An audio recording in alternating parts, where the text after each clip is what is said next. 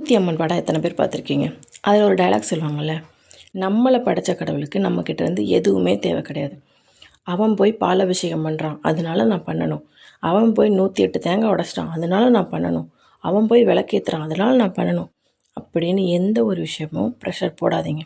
உங்களோட சக்திக்கு மிகுந்து எந்த விஷயத்தையும் கடவுள் கேட்குறதில்ல. உங்களால் ஒரு சொட்டு கண்ணீர் வடித்து என் கூட கடைசி வரை இருக்கப்பா அப்படின்னு கேட்குற தைரியம் உங்களுக்கு இருந்தாலே போதும்.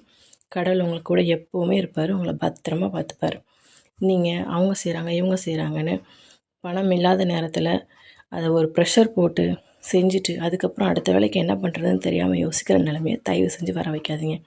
நம்மளை படைத்த கடவுளுக்கு நிஜமாகவே நம்மக்கிட்ட எதுவுமே தேவை கிடையாதுங்க.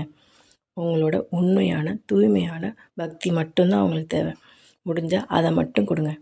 என்றைக்குமே நம்ம கூடவே இருப்பாங்க. காஸ்ட்லியாக கிஃப்ட் கொடுக்குறவனோட உண்மையான அன்பு கொடுக்குறவனுக்கு தான் மனுஷனே துணையாக இருக்கான். அப்படி இருக்கும்போது கடவுளும் யோசிச்சு பாருங்கள், உண்மையான அன்புக்கு மட்டும்தான் அவர் அடிமையாவார். நீங்கள் கொடுக்குற காஸ்ட்லியான பொருளுக்கு இல்லை.